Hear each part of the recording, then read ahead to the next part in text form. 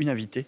Bah oui, avec Sophie Et avec Fontanelle, idole de nos années, elle, reporter, consoeur et écrivaine, auteure, qu'on est ravis d'accueillir avec Youssef pour son dernier livre, Nobel, 2LE, parce que Fonel, 2LE, Sophie Fontanelle, il y a un truc avec E2LE chez Sophie, je pense.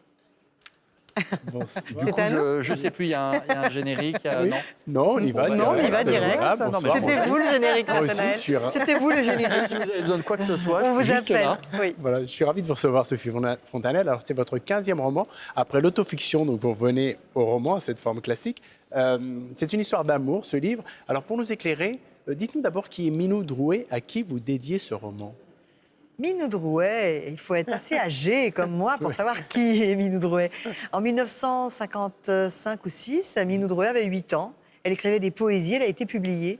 Et ça a fait un scandale parce que ça a eu beaucoup de succès, mais surtout, on a dit que ce n'était pas elle qui écrivait les poésies, que ce n'était pas possible qu'elle ait écrit elle-même les poésies, qu'elle était manipulée. Si ça vous rappelle un petit peu Greta Thunberg, non? Et on a raconté que cette petite fille, elle a vécu quelque chose de très dur parce que elle était toute jeune et elle s'est pris. Et Jean Cocteau a dit tous les enfants sont poètes sauf Minou Drouet parce que André Breton, tout le monde était contre elle, voilà.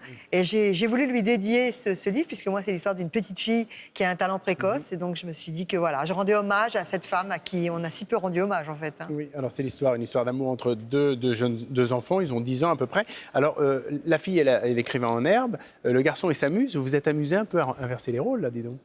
Le garçon s'amuse. Oui, et le non garçon pas le s'amuse, c'est garçon ce que- s'amuse. ouais. J'aime beaucoup la petite garçon confusion. s'amuse. Oui, ça m'amusait parce que d'habitude, on sait très bien, d'ailleurs c'est dit au début du livre, d'habitude, il y a l'homme et le poète, et puis là, il a une muse. Ça marche comme ça dans Il Postino, ce film que moi j'ai adoré, je sais pas vous, où vraiment le garçon dit des poésies à la fille, alors elle tombe amoureuse de lui. Bon, là c'est l'inverse, c'est elle qui a un petit talent, qui va lui donner le prix Nobel. Mais en tout cas, à cet âge-là, il y a un talent naissant pour la poésie. Et le petit garçon, il est à la fois fasciné et à la fois, déjà, il trouve cette petite fille un petit peu trop compliquée par rapport à ce qu'il voudrait en faire, c'est-à-dire à 10 ans, essayer de voir s'il ne pourrait pas un peu l'embrasser pour voir comment c'est. Alors c'est un livre un peu aussi en filigrane sur le processus d'écriture. Vous avez envie de parler de ça aussi, de création? La solitude de l'écrivain, vous en parlez bien d'ailleurs. Je connais tellement de gens qui veulent écrire. Moi, souvent, les gens me disent moi, j'aimerais écrire, j'ai écrit quelque chose que tu ne veux pas lire, etc. Je me dis mais c'est intéressant. Qu'est-ce que c'est qui déclenche l'écriture? Qu'est-ce que c'est qu'écrire? Est-ce que quand on écrit, on sait tout de suite en fait qu'on va être écrivain? Oui, je crois que cette petite fille sait tout de suite qu'elle va être écrivaine. Elle comprend que ça lui est très facile en fait. Et c'est peut-être ça aussi qui la rend si à l'époque politiquement incorrecte, ça se passe dans les années 70, parce qu'elle est là et elle a un don, elle ne voit pas du tout la difficulté à écrire. Moi, je trouve aussi que vous visez juste dans les amours d'enfance, parce que c'est quelque chose qu'on n'oublie jamais. Ce qui se passe à 10 ans, on a beau dire on est des enfants, on est petits, mais le premier amour d'enfance, voilà. Ça se souvient toujours. Oui, alors moi, ça ne saurait être autobiographique, mais voilà, moi je me souviens très bien à 10 ans de ce petit voisin, etc.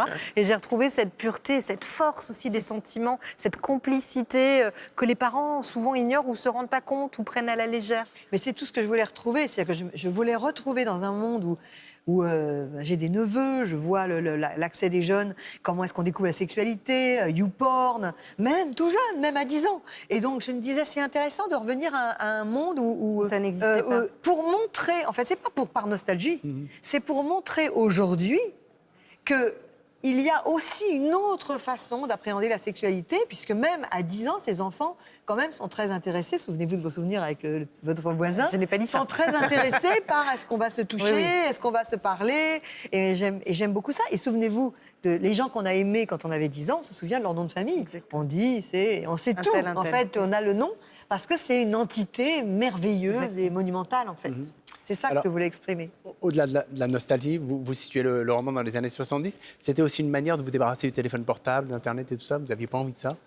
Ah oui, bien sûr, c'était... Ce que je voulais montrer par rapport à notre époque, c'est que l'érotisme est beaucoup plus riche que la manière dont on se rue dessus en regardant des images pornographiques Après tout, pourquoi pas, mais enfin, les enfants ont quand même accès à ça aujourd'hui. Et aussi beaucoup plus riche que les petits messages qu'on s'envoie, cette espèce de flirt qu'on fait sans se toucher. Je voulais mettre ces enfants en situation de se toucher. Moi, c'est ce qui m'est arrivé. Je suis née en 62. Ben moi, quand j'avais 10 ans, on allait regarder, quoi. Hein, on montre, et puis on... Donc, j'aimais l'idée de leur créer des rapprochements sans les dérivatifs que sont les réseaux sociaux et le téléphone, même.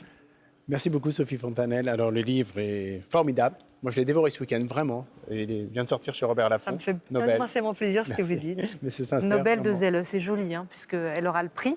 Bah, Nobel, quand j'étais enfant, moi, je croyais qu'un prix Nobel, c'est ce qu'on donnait aux gens qui avaient su faire des choses nobles. Ouais. Et qui étaient donc j'aimais beaucoup anoblir cette petite fille, puisque vous savez qu'il n'y a que 8 ou 10 femmes qui ont eu le prix Le prix Nobel Nobel. sur plus de 100 hommes. Merci infiniment. Merci. Tout de suite, l'info continue sur France Info et surtout le journal avec Céline Bosquet.